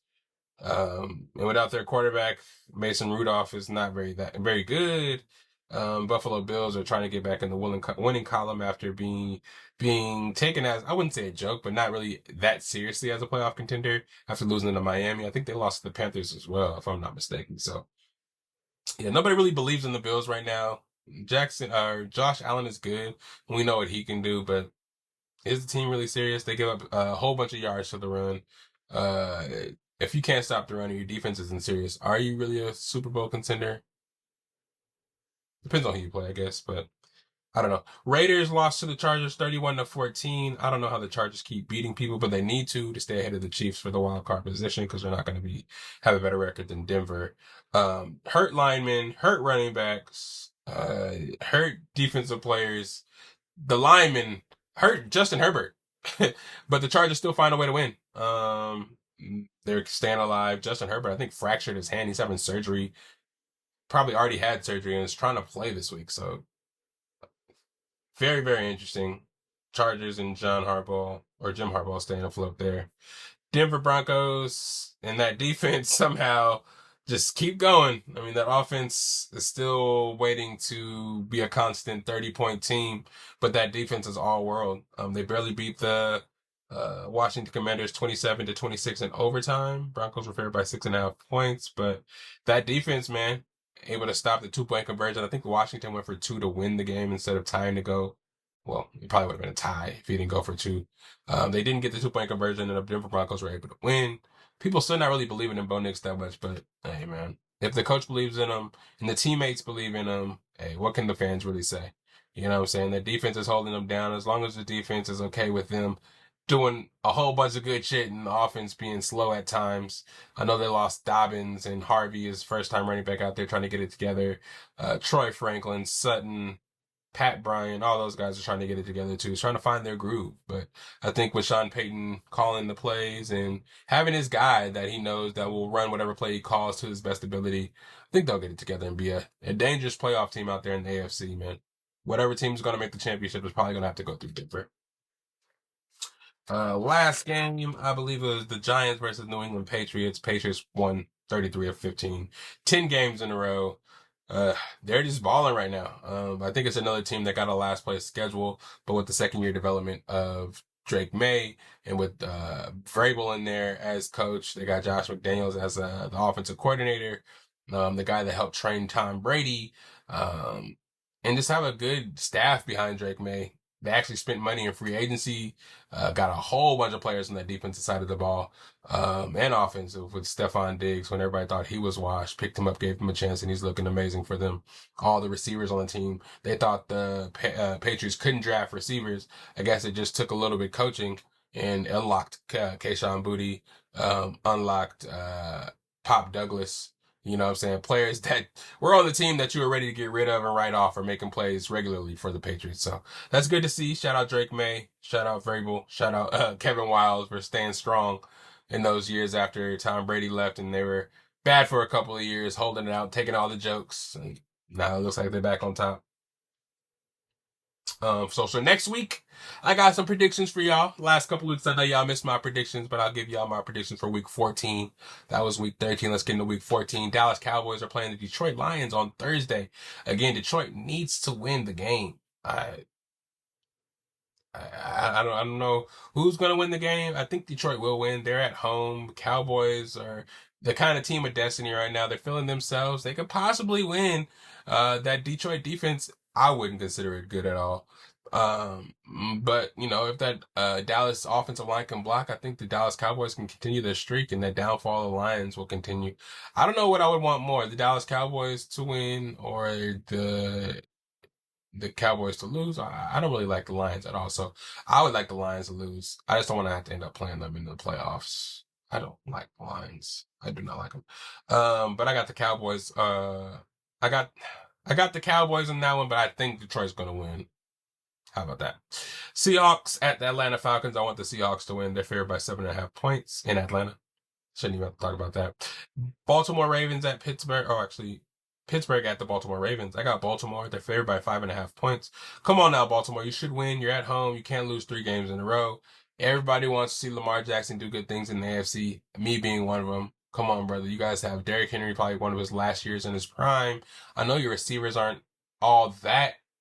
And a true number one receiver probably take Lamar Jackson over the top. But you don't need it to be stacked in your favor to win. Just go ahead and do it. So I got the Baltimore Ravens to win that game and cover. Tennessee at the Cleveland Browns. I think Shedeur gets his second win against the Tennessee Titans. Tennessee Titans are terrible. That defense is going to get after Cam Ward and company. And this is going to, hopefully they talk a little bit, because there was a lot of preseason talk, a little bit of competition going into the combine between Shedeur and Cam Ward. I want to see them talk a little bit before or after the game a little bit, because that's always priceless. But I do got the Browns winning that game. Indianapolis Colts at Jacksonville. I think the Colts actually win this game and get back in the winning column. I think Jacksonville has been winning a lot of games. Luckily, Jacksonville is not one of the teams I have on my quad box when I'm watching NFL Sunday Ticket, but they just don't seem to be a team that's really all that great. I haven't watched their defense lately. I have their defense on my fantasy team. They had 17 points last week, so they really did get off. They played Tennessee though, but we'll see what happens. And I just think Indianapolis. Well, unless Daniel Jones has healed up for that injury and he's 100%, I think Jacksonville will get the best of them. But I think losing 3 games after Indiana's hot start, I don't think they'll do it. So I got Indianapolis in this game. Washington Commanders at Minnesota. I got Washington Commanders, Minnesota after last week. Justin Jefferson can just sit it down. Don't even waste his time. J.J. McCarthy is not good. Brosmer is not good. And they make it look silly out there, throwing hospital balls out there. You saw what happened to Neighbors. Just go ahead and take a seat. Washington with Marcus Mariota. I think Jaden Daniels might be back for this week. Both teams aren't going anywhere, so if they were to rest their starters, I wouldn't be mad at them. But seeing how competitive Washington was last week against Miami, or they didn't play Miami last week. After seeing them play last week again, they're playing Denver, and they played them to overtime. So after seeing them play Denver last week to overtime, I don't think Minnesota's going to stand a chance. Minnesota favored by 1.5 points. I'm not sure why, but I got Washington. Miami at New York Jets. I got Miami. I think they're going to continue their streak. I think Mike McDaniel is going to stay alive as coach. They're going to put together some good games coming down the stretch. Tua's going to save his job as well. And I got Miami in that game. Let me see. Saints at Tampa Bay. I got Tampa Bay at home. They're favored by 8.5 points, man. I don't know about that. There ain't no way we really keep leads or anything. You can't even get leads. Especially when our offense is good. The only reason we scored 23, we won 23-3 against the Saints the first time is because our defense played amazing. Our offense was stuck in the mud in that game too. So we'll see what happens with some of our players coming back and with having Bucky Irving back. But I think we're going to win for sure, but I don't know if we're going to cover that spread, to be 100% honest. Cincinnati at the Buffalo Bills. Joe Burrow got to win every game, got to win out in order to try to make the playoffs again, Playing against the Bills is going to be a tough task, though. It's going to be a really good game. I wonder if this is going to be at 1 o'clock or it's going to be at 10, but I got the Buffalo Bills winning this game. I'd love to see it, though, if Cincinnati can pull it off. Cincinnati's defense has been playing better. So hopefully they can, stunt the Bills a little bit. You know what I'm saying? That'll be interesting. Denver Broncos, but I got the Bills though. Denver Broncos at the Las Vegas Raiders. The Raiders, I don't know if they won they didn't win last time, but Bo Nix and company played terrible last game. He looked like he didn't even deserve to be on the field. He almost looked as bad as Geno last time they played the Raiders. So I'm gonna need them to want to prove a point. I'm gonna need Bo Nix to come out and want to redeem himself. The last time they played the Raiders, it was at home too. So they're in Vegas now. Hopefully he goes to Vegas and then shuts down the Raiders and just shuts out any hope of the Raiders winning, because you need it, Bo, because you played terrible against these guys. They're gonna have all the confidence in the world coming in against you. You got to show them what's up. Green Bay against the Bears. I need the Green Bay Packers to win because the Bears have been winning too many games, plain and simple. Los Angeles Rams against the Cardinals at Arizona.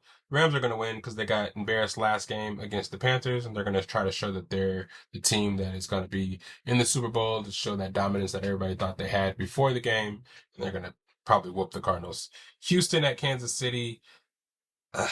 I want to pick Kansas City. My heart says Kansas City is not going to lose another game, and if they lose this game, they're out of playoff contention altogether. So I know the referees are going to be on their side. I know they're going to want to win super, super bad. But Houston, that defense is crazy, and I think tough defenses are the kryptonite to Patrick Mahomes' Superman, if you will. I think their defense is going to be able to do enough to shut down Kansas City's offense, and then CJ Stroud being back, and Houston's offense is going to be able to score enough points to outlast the Chiefs. So I think Houston will win this game. And then lastly, on Monday Night Football, we have Philadelphia against the Chargers. I just think the Chargers are way too banged up, and they gotten by against lesser teams, but Philadelphia just lost last week to the Bears in embarrassing fashion on Black Friday. I think they're going to be looking to redeem themselves, and they're going to come through and take advantage of an injured Chargers team and actually win on Monday Night Football. So with that, I got the Lions at home against the Cowboys. I have Seahawks in Atlanta against the Falcons. I got Baltimore at home against Pittsburgh. Baltimore at home against, yeah, it's Pittsburgh. I have Browns at home against the Tennessee Titans. I have Indianapolis in Jacksonville against the Jaguars. I have Washington in Minnesota against the Vikings. I have Miami in New York against the Jets. I have Tampa at home against New Orleans. Buffalo at home against Cincinnati. Denver in Las Vegas against Las Vegas Raiders. I have Green Bay at home against the Bears. Los Angeles Rams in Arizona against the Cardinals. I have Houston and Kansas City winning. And then I have Philadelphia winning at the Chargers. Maybe the first time I'm picking against the Chargers. For real. But yeah, hopefully you guys can get some money, make some picks, man, and get that parlay right. Towards the end of the season, though, be careful, because some teams that are already getting ready to be set are going to start putting their players on the bench to rest them up for the playoff push. Some teams may have some buys toward the end of the season. The 49ers are on a late buy, so that's good for them and their players to stay healthy and stuff like that. So put in your bets, you know what I'm saying? Again, mind my NFC South bias. Win you some money, man, because they just giving it out on these sports bets. And as long as they not cheating and use some of this advice that I'm giving you, and some advice you hear around town, hopefully I can help you win some money and put in that parlay that's going to win you some. You feel me? Moving on to fantasy football. The Best of Bias Invitational for me personally is blah as of now. I guess I haven't checked in with you guys, so you don't know what's happened to my team as of now. We are entering, last week was week 13, and it's the last week, because we have a 12-team, 6 teams making the playoffs. It was the last week before the playoffs started. Last week I lost.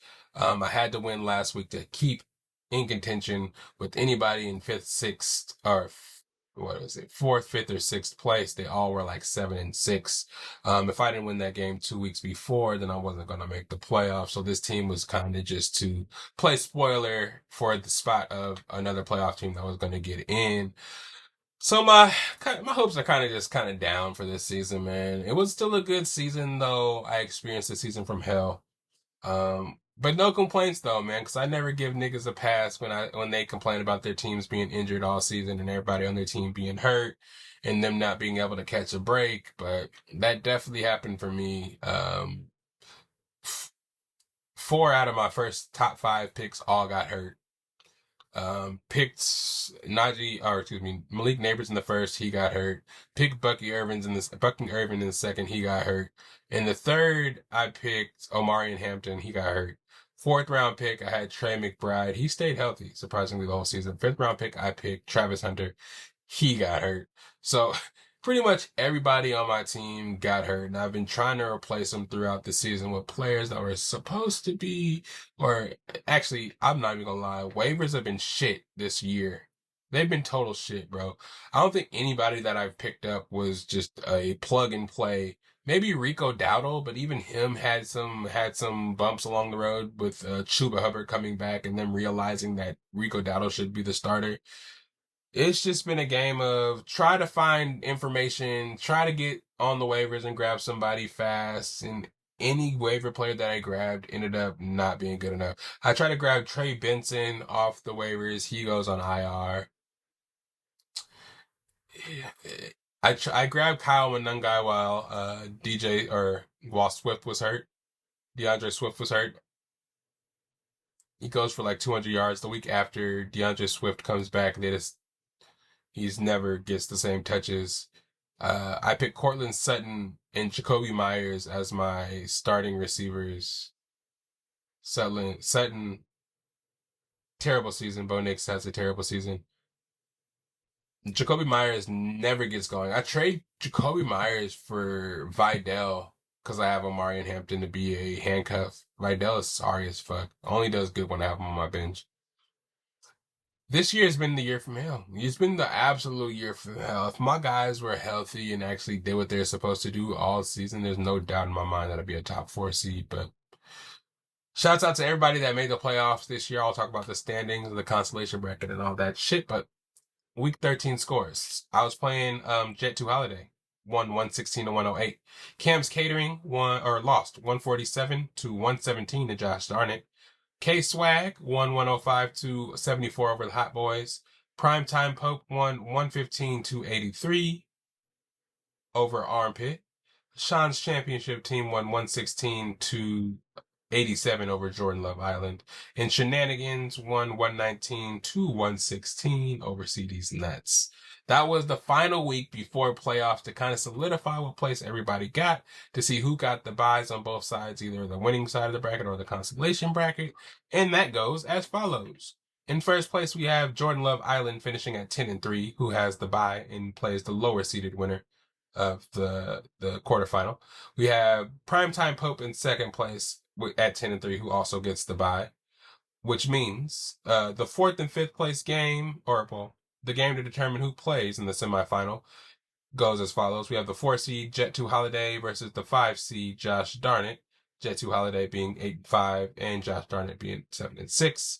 And then we have the 3 seed Shenanigans at 9-4 playing against the 6 seeded Armpit at 7-6. Again, the lower seeded winners of both games will win, or will play Jordan Love Island, and the higher seeded winner will play Primetime Pope in the semifinals. So shouts out to them.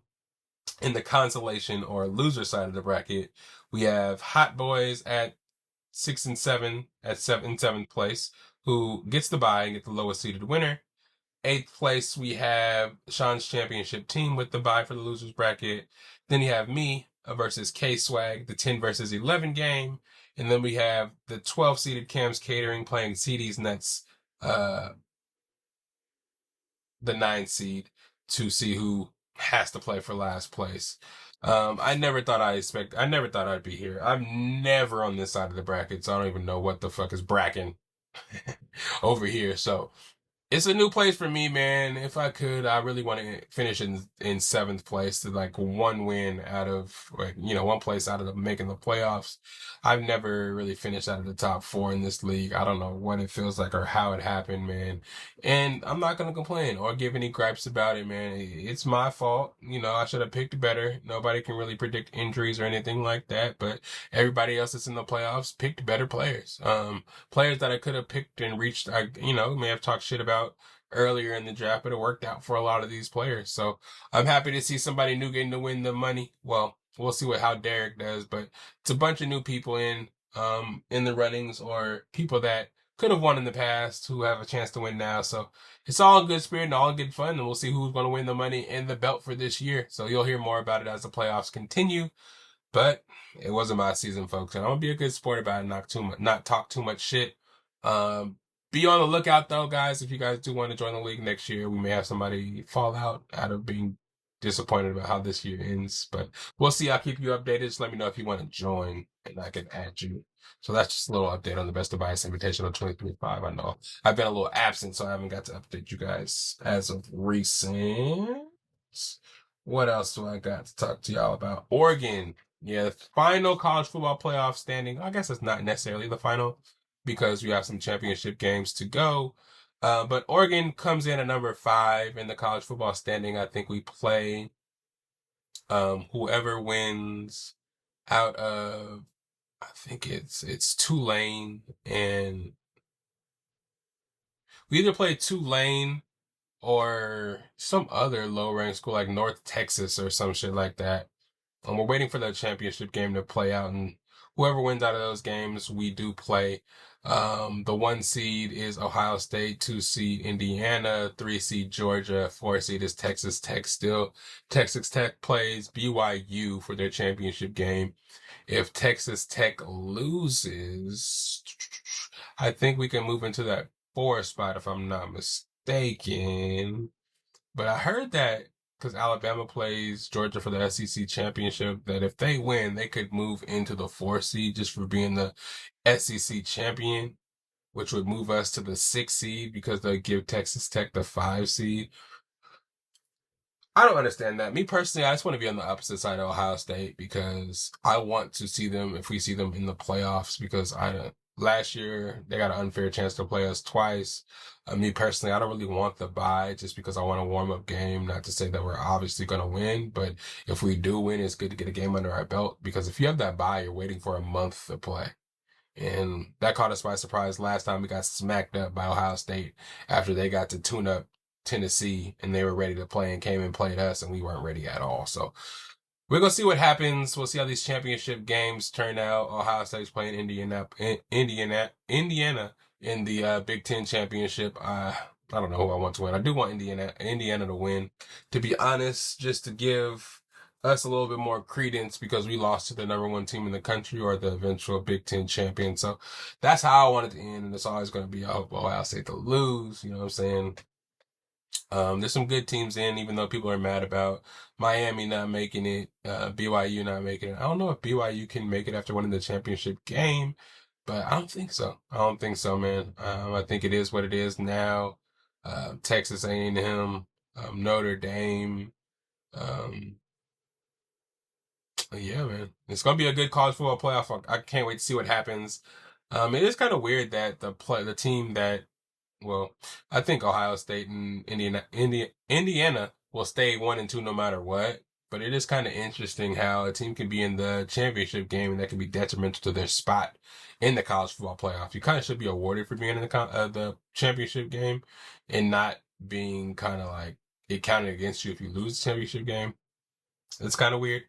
But I'm happy that, we've beat Washington, we beat USC, and convincingly as well, playing their style of football with our injuries. No DeCorian, no Kenyon Sadiq for a couple of the games. We're missing one of our guards. With no DeCorian Moore or Gary Bryant. I think we lost another receiver. I think we lost McKellen during last game too, if I'm not mistaken.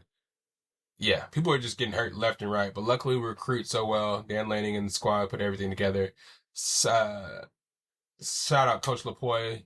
Shout out Coach Will Stein, because Coach Will Stein did get a job over at Kentucky to be head coach, and Coach Tosh Lapoy is headed over to Cal to be the head coach. So we're getting our coordinators picked off, but we're going to still stand strong, grabbing recruits. National Signing Day was today. I think we're sitting at the number 2 team nationally in recruiting next year. Still waiting on that Chris Henry news. So we're looking good right now, man, along with how my basketball team, Denver Nuggets, is looking. And if the Buccaneers can get their shit back together and start winning some games too, we'll have a good little end of the sports equinox, November and December, months. Sports wise. Speaking of basketball, let's talk about who I want. Again, I do want to play one of the lower schools first, Tulane, maybe a North Texas or something like that. And then I want to play something. I wouldn't be mad at playing Texas Tech or Indiana. I don't know why I keep fucking that up. I don't want to play Georgia in the second round. I do not want to play Ohio State in the second round. Give us a chance, bro. You give everybody else chances. Stop putting us against the juggernauts in the second round. I know it's the best way to prove ourselves, but fuck, man, give us a chance. Everybody's holding this natty thing over our head. And we get to the playoffs every year and something goes against us. That's why we lose. So this year has to be the year, man. Let's get it. Let's get it. I have faith. I ain't scared of nobody, honestly. Whoever we play, line their ass up and we're going to see what happens. We only lost to one team, and that was to Indiana by 10 points. You know what I'm saying? They didn't blow us out. They didn't blow us out. We'll see what happens next time. We'll see how you play against Ohio State. See if you guys get exposed, man. Because y'all got exposed a little bit against Penn State. You did. You had to win by some crazy-ass touchdown that was so lucky. So fucking lucky. But anyways, moving on to basketball, man. Just a quick check-in. Last thing I really have for y'all today anyways, man. NBA has been crazy. It's been crazy, man. Fuck OKC. I'm sorry. OKC don't, not really fuck y'all like that, but as a fan of another team and seeing what they're doing, 21-1, y'all can lose a game, bro. Try hard ass niggas, bro. Try hard ass niggas. Still foul baiting. Still giving the NBA a case and a reason not to like you guys. I guess you guys don't care. You guys want to be the hated team. You guys are trying to be the Chiefs. You know? Just hate us because you ain't us type shit. I don't know. Motherfuckers stacking the decks with 12 players deep and number one draft picks every year. We'll see. Mark Gagnon. That's not even his name. Whatever the coach name is over there. For OKC, man. I don't really like him either, man. The Lakers are playing good, man. Luka, LeBron James, and Austin Reeves is showing they can be really good offensively and put up points for the Lakers. Though they haven't really been playing good teams, it's just they're still showing some good light. You know what I'm saying? Some good ball. Hopefully they can sustain that and not get hurt. You know, because we know LeBron James is old. If Luka goes down, we saw what Reeves was doing when Luka was down, but I don't think that's sustainable over 82 games. If he was out for the season, I don't think the team would be just fine. You know what I mean? So I think rotationally, they still have some things to work through. They're blowing out, again, with the talent they have offensively, they can win a lot of games against the bad teams, especially in the East. But I think to win against a lot of the tough teams in the playoffs, the Houstons of the world, especially Denver, OKC, the top teams, like even Minnesota, man, a lot of those teams, you're going to have depth. You're going to have to have consistency, and you're going to have to see flashes against good teams. And, you know, they're the second seed right now. Houston's fourth and Nuggets are right behind them. I think separation by half a game.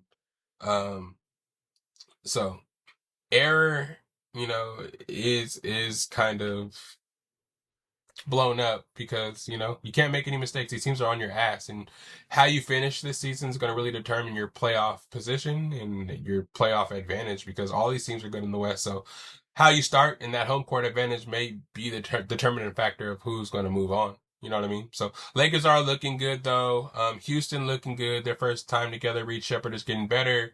Amen Thompson is doing better, man. Şengün is, you know, doing better. I think his ceiling is going to cap at a certain time because he's not 7 feet. You know what I'm saying? He's not really like Jokic. He's a mini Jokic. But I feel like if you have defenders like Draymond Green that are his size, that can shut him down, get in his head, you can really neutralize Şengün. You can't really do shit to Jokic, you know what I'm saying? You know, bigger guys, you'd be able to get away with that kind of stuff, but I don't think Şengün's going to end up being the best player on the Rockets, if that makes sense. KD being there helps them a lot. Jabari Smith is playing a lot more free with the addition to KD, so that's interesting to see.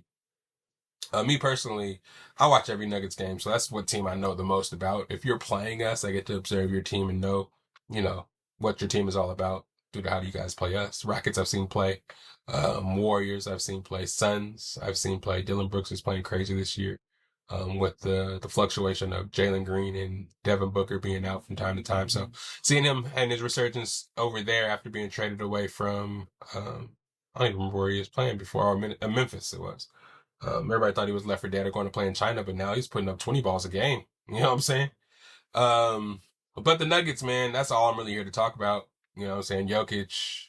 If you didn't know already, man, I could come here and talk about Jokic 24/7, the whole podcast, 3 hours, 4 hours about the things that he's doing. he is leading the league in points, rebounds, assists. I think shooting percent. I don't know about shooting percentage, but points, rebounds, assists, and there's one more thing, like a whole bunch of categories for the decade. For the last 10 years, he's been the shit that he's been putting up is the leading stats for that shit. He's damn near averaged a triple double for the last 3 years. The triple doubles he puts up aren't 10, 10, 10. It's like 30, 14, and 16 at least. On any given day, he can give you 30, 20, and 15. He could put 55 points in the bucket once. 55-point triple doubles. 40 points is no big deal. Jokic is having a season. Jamal Murray this year, starting off healthy, trying to have his first All-Star year. He's averaging over 20 ball and just dropped a 52 ball today. Cameron Johnson is coming to his own, having Bruce back, and Tim Hardaway Jr., who's not scared to shoot, take the big shot. He'll shoot no matter what. Peyton Watson feeling himself, coming through and taking the next step as a defender. We haven't even seen Christian Brown and Aaron Gordon really this season due to injuries they got early. So all this is happening and developing while they're sitting out. Spencer Jones taking a step up. We have Zeke Naji putting in valuable minutes. I haven't even talked about Big Val yet. A valuable backup that can go in and give valuable minutes while Jokic is sitting on the bench. It's kind of crazy seeing how different it is and how much rest Jokic is able to get. Though he does play usually the whole first quarter and the whole third quarter. Seeing Val out there and being a bully and actually having a big that can get buckets and do shit if Jokic was to sit down and not play a game. Our defense does need to get better, and that will get better when Christian Brown and Gordon come back. But hey, man, I like where we're at right now. We lost to some bad teams. We lost all our games at home as well. We're on a 4-game home losing streak, I believe. We are 13-6 right now. Yeah. 7-game away winning streak. It's weird. We're not playing good in front of our home fans, but we just need to play defense better. And with our best defenders out, we're playing lazy, not going out to the three. Any team that has any kind of relatively good three-pointers can make threes against us because we're not playing defense out there. So it's getting bad, but it's still early. We're finding out each other. Jokic is still great. Jamal is playing great. And if we have that, we should be able to sustain anything while we go through our growing pains and have all the confidence in the world for us. Shout out Detroit for doing crazy in the East right now. Detroit is balling. Better than New York, better than Philly, better than the Celtics. Any teams out there that were supposed to be good, the incremental getting better of the Detroit Pistons and Cade Cunningham. Cade Cunningham is one of my favorite players in the NBA. Low key. Cade Cunningham, Paolo Banchero. Those two guys, if they get good, watch out for the league. Those are my two that might take over. I like Anthony Edwards too. All those guys got the dog in them that I like. Pause. But yeah, that's it, man. Oh yeah, and your boy is a season ticket holder to the Valkyries. Let's go. You'll see your boy in the building. Y'all thought I was playing about this WNBA shit. We're going to be there. And we're going to somehow try to get Sabrina on the squad, man. If Sabrina comes to the Bay, you're going to see me on TV because I'm going to be at every single fucking game. But I'll talk more about that next episode. But your boy's a season ticket holder. Yeah.